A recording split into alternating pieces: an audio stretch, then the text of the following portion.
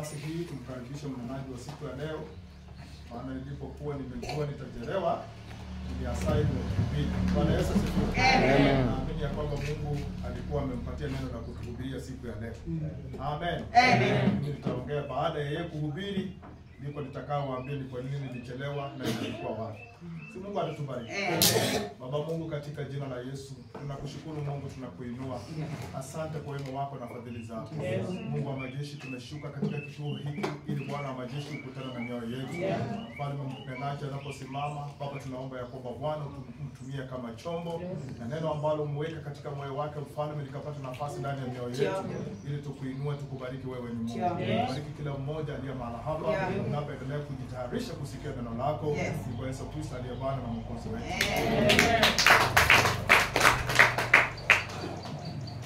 Bwana asifiwe. Asifiwe tena. Ninashukuru kwa kupatikana kwa kipindi hiki.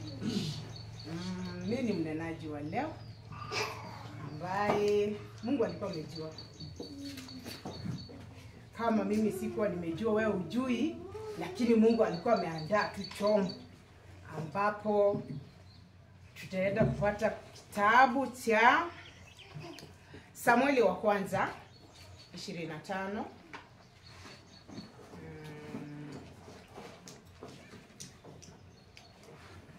Wacha tuanzie mstari wa pili, alafu tutaona vile Mungu atatuongoza.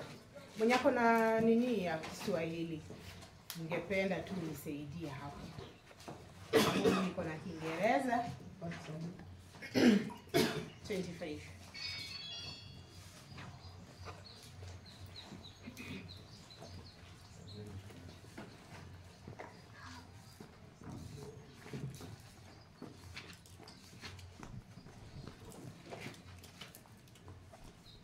Samueli wa kwanza mlango wa 25 mstari anzia wa pili hapo.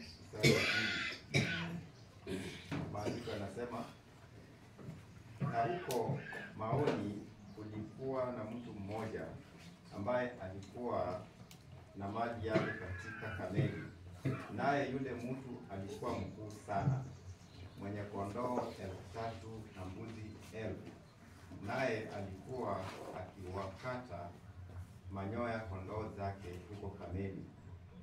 Na jina la mtu huyo aliitwa Nabali, na jina la mkewe aliitwa Abigail. Na huyo mwanamke alikuwa mwenye akili njema, mzuri wa uso, bali yule mwanaume alikuwa hana adabu, tena muovu katika matendo yake. Naye alikuwa kwanza. Bwana asifiwe. Wanaongea hapa watu wawili tofauti. Kuna mke na mume. Bwana asifiwe. Wameongea juu ya mke, wameongea juu ya mume. Wanasema huyu mwanamume hata alikuwa hapendezi kitabia, kisura. Unajua tabia, sura inaweza badilika kulingana na tabia. Bwana asifiwe. Sura inabadilika kulingana na tabia. Wanasema huyu mwanamume hata sura ilikuwa imechafuka, kwa sababu yeye mwenyewe alikuwa tu mbaya. Generally mbaya. Na mwanamke wanasema alikuwa mwenye sura nzuri ya kupendeza. Bwana asifiwe. Kwa sababu hata roho yake na matendo yake yalikuwa tu mazuri. Sasa inamaanisha tabia yako itaweza kukuchafua sura, ama itakufanya sura yako ifanye nini? Iharibike. Bwana asifiwe. Mimi na wewe kama Mkristo uangalie, tunaangaliwa na dunia, tunaangaliwa na ulimwengu. Bwana asifiwe. Walimwengu wanatuangalia. Unasikia huyu mtu ni mbaya, jua kwamba huyu mtu tu generally ni mbaya. Bwana asifiwe. Watakugroup mbaya kwa sababu matendo yako yatajulikana ni mabaya, yanachafua paka na sura yako. Bwana asifiwe. Kwa hivyo matendo yetu inafaa tuangalie matendo yetu yakuwe mazuri ili yatengeneze sura. Wanasema mke alikuwa mzuri wa kupendeza, kumaanisha tabia yake tena walikuwa wameilinganisha ni nzuri general. Na huyu mwanamume wanasema alikuwa tu mbaya, kitabia alikuwa tu mbaya mpaka amechafuka tu paka na sura. Bwana asifiwe. Utajiuliza kwa nini? Mtu mwenye hasira hutakosa kumuona kwa uso wake, utamuona kwa uso wake. Atakuwa amechafuka tu. Hasira, akikuonyesha hasira, Ni kitu ya kuficha kweli? Hapana. Ni kitu yenye unaonyesha tu wazi ya kwamba huyu mtu tu ni mbaya. Sura tu inaonyesha huyu mtu amechafukiwa na hali. Bwana asifiwe. Amekuwa amechukizwa na jambo fulani. Mtu wa machukizo. Kila wabererata. Yaani wachafukata. Yaani kabla mtu akuapproach, ameangalia tu sura yako, amesema huyu ni wanze kumba. Huyu kali ni wanze kumba. Bwana asifiwe. Ndio ukiwa hapa kanisani, unaweza kupata mtu anakuangalia na anasema kali ni wala mtu ambia huyu mtu fulani, jambo fulani limefanyika. Lazima apitie kwa mtu mwingine, anasema wacha nitafute rafiki yake ama nitafute jamaa wa karibu. Bwana asifiwe. Watu kabundu babona, wacha tutafute jamaa yake ama rafiki mwenye anajua kumuongelesha, ujue uko na haso. Bwana asifiwe. Ukiona mtu aisi kakuja kukuapproach, jumbe inapitia kwa mtu mwingine, ujue uko na haso. Bwana asifiwe. Si mimi nimesema, ni Biblia imefanya nini? Imeandikwa. Bwana asifiwe.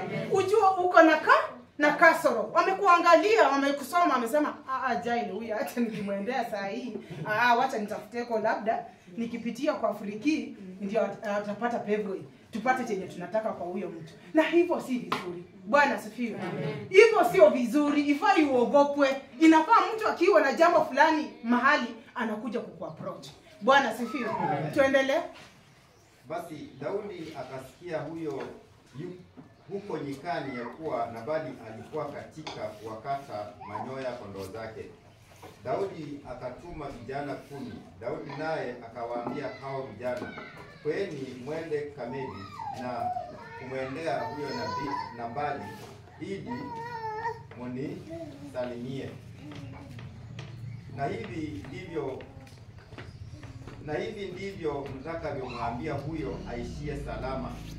Amani na iwe kwako, na amani nyumbani mwako, na amani kwao wote ulio nao. Nami sasa nimesikia ya kuwa kuna watu wanaokata manyoya kondoo zako. Haya, wachungaji wako wamekuwa pamoja nasi, wala hatukuwadhuru, wala hawakukosa kitu wakati wote walipokuweko huko Kameli. Waulize vijana wako, nao watakwambia. Basi na wakubaliwe vijana hawa machoni pako, maana tumekujia katika siku ya heri. Uwape na kusii chochote kitakachokujia mkononi, uwape watumwa wako na mwanao Daudi. Komea hapo. Bwana asifiwe. Sasa angalia tu ujumbe ambao walituma wale vijana. Vijana ngapi? 10. Wakaambiwa wamwendee nani? Nabali. Na walienda wakaambiwa mpaka vile wataapproach Nabali. Bwana asifiwe. Unataka useme hawakujua Nabali chenye wanataka kwa Nabali hawatapata? Watapata. Lakini walitumia ukarimu wa hali ya juu. Bwana asifiwe. Salamu ambazo walipewa ni za hali ya juu, ya kwamba walikuja wakinyenyekea. Bwana asifiwe. Walikuja kama wamefunzwa vile watafanya nini, watamuelekea Nabali. Lakini Nabali ni Nabali, tumeshaelezwa Nabali alikuwa tu Nabali. Yeye alikuwa tu mbaya. Alikuwa tu mbaya. Sasa walikuwa wanatafuta mbinu ambazo watafanya nini, watapata kitu kutoka kwake. Bwana asifiwe. Na wakaelezewa hata salamu, wakapewa salamu za kumsalamia. Wakaelezwa, mkienda mueleze hivi. Na tena kweli ukiangalia vizuri, Nabali alikuwa kweli, hawa walikuwa wamemtunzia kila kitu. Bwana asifiwe. Hapo walikuwa wamelinda usalama. Kile kitu chake kilikuwa salama kwa sababu usalama ulikuwepo. Bwana asifiwe. Hakuna kitu walikuwa wameharibu cha Nabali. Lakini kumbuka tu Nabali ni Nabali. Sasa kwa hivyo tabia yetu, mienendo yetu lazima tuangalie. Mienendo kama ukiwa Mkristo, ujua unamolikwa. Bwana asifiwe. Ujua unamolikwa. Na kama unamolikwa, wewe usiwe ule wenye wanasema tu huyu mtu anakuanga tu mbaya. Hapana. Huyu mtu anakuanga tu, yani hata watafute mbinu nyingine yenye utapitia, hata wakuje na ukarimu, wewe bado tu ni ule ambao umekuwa tu moyo mzito, mtu ambaye hausikii, mtu mpaka umebadilisha sura, umechafuka tu sura kila wakati. Hapana, sisi ni wateule, lazima tuige mfano wa Abigaili, na huo mfano uko tu hapa. Endelea kusoma mstari wa 10. Mstari wa 9. Basi walipofika vijana wake Daudi wakamwambia Nabali sawasawa na maneno hayo yote kwa jina la Daudi, kisha wakanyamaza. Naye Nabali akawajibu wale watumishi wa Daudi akasema, huyu Daudi ni nani na mwana wa Yese ni nani? Siku hizi kuna watumwa wengi wanaomtoroka kila mtu bwana wake. Mstari wa 11. Basi mimi je, nitwae mkate wangu na maji yangu na machinjo yangu niliyowachinjia hao watu wangu wakatao manyoya kondoo zangu? Simamia hapo. Bwana asifiwe. Amen. Sikia majibu yenye Nabali anatoa. Yaani anahesabu vitu vyenye ako navyo, hataki kuwasaidia wengine. Bwana asifiwe. Na amekosa kujua usalama huo, hivyo vitu viko salama ni kwa ajili ya ulinzi ambao umekuwepo. Bwana asifiwe. Hao walikuwa jeshi kubwa ambalo lilikuwa linalinda. Bwana asifiwe. Na sasa wakati huu wanataka tu ambacho watatumia. Lakini nimekuambia Nabali alikuwa tu Nabali. Alikuwa tu amechafua mpaka sura yake. Bwana asifiwe. Sasa yeye anasema ni mimi huyu Daudi nani? Na nichukue tu mkate wangu na chakula changu chenye nimeundia wenye wananikatia manyoya kwa kondoo uniwapatie kama nani? Bwana asifiwe. Nyinyi ni mnajiulizanga maswali. Wewe ni ule mtu unajiuliza maswali. Hata mtu mwingine akikuja kukuomba msaada, unaanza kufikiria mambo yani akili yako tu iko limited kidunia. Yani unaanza kufikiria piti ira yangu landi. Sasa yakaduka kuvuti. Kuya haza kuunda bachanga. Yani yafikiri yakuru analada. Bwana asifiwe. Hao watu ndio wako, ndio hao Nabali naongea juu yake. Wewe ni ule mtu unaanza kufikiria mambo, yani your brain is limited. Yani akili yako tu imeenda kwa kiwango ya kwamba unafikiria tu hapo penye huko. Bwana asifiwe. Haufikirii hakufikiria ule uzuri na ule ulinzi ulitokana na wale kina Daudi kuwa pale, kwa sababu they were surveying. Through their prayer hizo vitu zilikuwa pale. It is through their security hizo vitu za Nabali zilikuwa pale. Lakini Nabali alisahau hiyo yote. Wewe ni ule mtu unasahau tu hata watu wakikufanyia mazuri bado unachagua ndani mabaya. Unachagua ndani tu mabaya. Yaani mpaka uhenzelise. Hata mtu amekuja tu kwako kwa uzuri. Yaani piti tulikuwa tunafaa tufanye hii na hii, unaniambia kumbuka hata mimi nilikuombako ukakataa kunipatia. Kumbuka karinda kutumako nusu urakuze. Kumbuka yuango sera. Na yani unajiwekea maneno kila wakati, maneno yaliyopitwa na wakati, badala ya kusaidia huyo mtu kwa wakati ule, uangalie kwa ulinzi ule uzuri, wewe ni wakuchagua tu yale mabaya. Nabali ni ule mtu mwenye unachagua tu yale mabaya, unasahau ya kwamba kuna mazuri yenye mtu amefanya nini? Amekutendea. Bwana asifiwe. Nabali ni ule mtu anakumbuka ubaya tu yenye mtu alimfanyia, ile mapungufu yenye mwenzake ako nayo. Sasa hiyo ndio anakumbuka, lakini hakumbuki uzuri ama wema, ama hataki kupanda mazuri ndipo atavuna mazuri. Hapana, yeye anataka tu kukujikumbusha na kutaka kupanda mabaya. Hata pale penye kuna uzuri anapanda mabaya.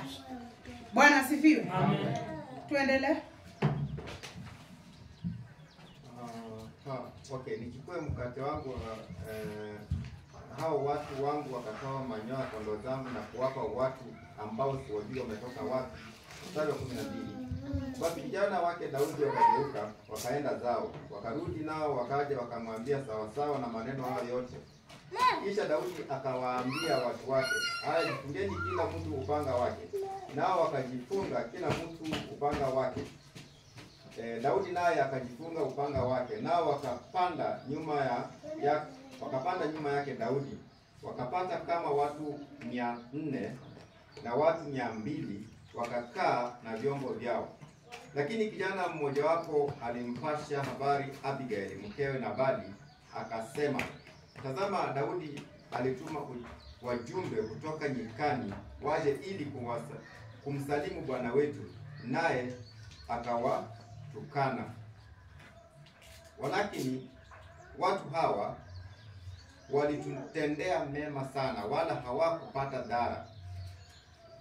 Hatukupata dhara, samahani, wala sisi hatukupotewa na kitu chochote wakati wowote tulipopatana nao tulipokuwako mavueni. Watu wao walikuwa boma kwetu usiku na mchana, wakati wote tulipokuwa nao tukichunga kondoo. Basi sasa ujue na kufikiri utakayotenda, kwa sababu yamekusudiwa mabaya juu ya bwana wetu na juu ya nyumba yake yote, kwa kuwa yeye ni mtu asiyefaa kabisa, hata mtu hawezi kusema naye. Ndipo Abigail akafanya haraka, akatoa mikate 200 na viriba viwili vya divai na kondoo 5 waliofanyizwa tayari na vipimo 5 vya bisi na vishada 100 vya zabibu na mikate ya tini 200. Akavipakia vitu hivi juu ya punda. Akawaambia vijana wake, haya, tufungulieni mbele yenu, atangulieni mbele yangu, angalieni mimi nawafuata. Ila hakumwambia mumewe Nabali. Fika hapo. Bwana asifiwe. Nilitaka upate character Abigail. Bwana asifiwe. Na messenger. Bwana asifiwe. Na mwenye kupokea message. Bwana asifiwe. Abigail tabia yake imedhihirika. Messenger tabia yake imedhihirika. Na mwenye kupokea message, receiver, tena tabia yake imedhihirika. Bwana asifiwe. Sasa wewe ni mjumbe. Huyu mjumbe alitoka, aliposikia aliona ni mabaya, si ndio? Yanaenda kutendeka mabaya. Akatoka, akaenda akaambia Abigail. Na alikuwa tu kwa hilo jeshi, anajua vita vinakuja, na ni kuhusu mzee wa nani? Wa Abigail. Sasa akatoka, akaenda kufanya nini? Kukinga hivyo vita. Bwana asifiwe. Alitoka na ujumbe, na tena vile alipeleka hiyo ujumbe, alijua vile alikuwa anapeleka. Bwana asifiwe. Wewe ni mjumbe aina gani? Bwana asifiwe. Iwe ni umahura zamana na uwa wala shop, wacha yampate. Anajifanyanga. Bwana asifiwe. Wewe ni yule mtu unasikianga unaokoa kitu, ama wewe ndio mtu unasikianga unaharibu kabisa? Bwana asifiwe. Inafaa ujumbe ambao umepokea lazima uifanyie kazi, ukae chini, utafakari. Kama ni mbaya, jaribu kutengeneza uzuri. Bwana asifiwe. Kaa chini, utafakari, utengeneze uzuri. Wewe ni mtu ambaye utaona adui yako akifikiwa na maneno mabaya, ambaye anakutendea mabaya. Kwa sababu Nabali hakukuwa mume mzuri. Abigail hakujua mume wake si mzuri. Alijua mume wake ni mbaya. Na lakini bila aliletewa ujumbe, mjumbe alipoleta ujumbe, alijua kutaenda kutokea mabaya. Akaenda akaambia Abigail, wewe unafaa ukuwe mjumbe mzuri kama yule mwenye alitoka tu Abisha. Akapeleka ujumbe ambao ni mzuri. Bwana asifiwe. Ujumbe ulikuwa mbaya, lakini alijaribu uwezo wake kadiri ya uwezo. Akageuza huo ujumbe, ukakuja ujumbe ambao unaweza leta faida badala ya hasara. Bwana asifiwe. Ukipewa neno, lazima ukae chini, utafakari, ulifanyie kazi. Ulipendue, kama ni baya lipenduke, uweke kwa ujuzi wako, ulitishe Roho Mtakatifu akuongoze, uiweke kwa njia mzuri, na ukisha portray inakuwa kitu kizuri. Bwana asifiwe. Aliposikia Abigaili alisikia na akajua hiyo ni mbaya, na akakumbuka kama binadamu, alikumbuka ya kwamba mume wake tu ni mbaya. Bwana asifiwe. Amen. Ibeni umauziza msasa babo benya ba mukole kindi kidama no bora sho haya benyi na sumbula. Halo.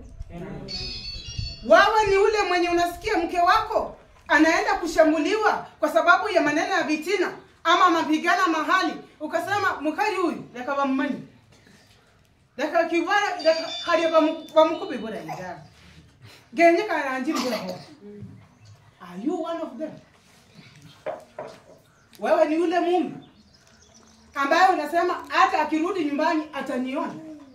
Umejua tu ya kwamba amekosa, umeambiwa makosa yake, badala ya umkalishe chini kwa uzuri umueleze, unaanza kusema wacha arudi hapa hata mimi nitamuonyesha. Wewe ni yule mume? Ama wewe ni yule mke ambaye unaenda ukifika mahali penye watu wanaongea juu ya mume wako vile ni mbaya, ni mlevi, anakaa kwa barabara akichafua, vile yako ABCD, na wewe unasema kumbe mnaona. Wacha hata alifanyie huko nje hata nyinyi mmuone. Halo? Bwana asifiwe. Amen. Wewe ni yule mke? Wewe ni yule mtoto ambaye utasikia kwa kwamba mama yako sijui iko ABCD, mama yako ABCD, unaanza kusema alipigiwa wapi? Nani alimpiga? Wewe ni yule mtoto? Bwana asifiwe. Ni wakati wa kurekebika. Bwana asifiwe. Ni wakati wa kubadilika kutoka kunabali kukua Abigaili. Bwana asifiwe. Abigaili alipata ujumbe, na alipopata ujumbe alikaa chini akajua tu kitu ya kwanza ni kutenda wema. Bwana asifiwe. Akasanya, na wanasema hakumwambia mume wake. Bwana asifiwe. Ibeni wewe mkali umauziza ngaba mwana mikuta amana kumsasa oba kandi utakumbola aleta vita hutulizima ngani. Jiulize. Wewe ni yule mume utasikia mke wako amefanya ABCDZ na kandi utakuchotea. Baada ya kutengeneza mambo, sasa ndio unaharibu mambo. Jiulize. Bwana asifiwe. Abigaili alitoka vizuri, akachukua mkate ule, akafanya nini? Akapakia. Alichukua vitu vingi sana. Na alingoja Nabali kama amefanya nini? Amelala. Bwana asifiwe. Ama mimi ndio nakosea? Alingoja Nabali kama amefanya nini? Amelala, hakumjuza. Utakapofanya kazi ya Mungu kwa kujitolea, utakaposaidia mtu kwa kujitolea na moyo wako, kumbuka ya kwamba hukumu ni wewe peke yako. Bwana asifiwe. Hukumu ni wewe peke yako. Bwana asifiwe. Na hayatapita ile ya mume. Bwana asifiwe. Wewe ni unafaa utende jambo ukisikia hata kwa mke wako. Ukisikia udhaifu wa mke wako, usikuwe wewe wa kwanza kwenda kuutangaza huo udhaifu. Ndiposa labda unataka kuwin hati ya mtu mwingine, unatumikia udhaifu wa mke wako kuwin hati ya mwanamke mwingine. Hiyo haipaswi. Bwana asifiwe. Inafaa tutoke huko, kwa sababu you are living examples. Bwana asifiwe. Na kama wewe ni mwanamke, ukisikia tunapenda ujumbe ya salon, watu wanapenda kwenda kwa salon, huko ndio penye vitina ya waume iliko. Bwana asifiwe. Ukifika kule, ukisikia hata mume wako ni mbaya,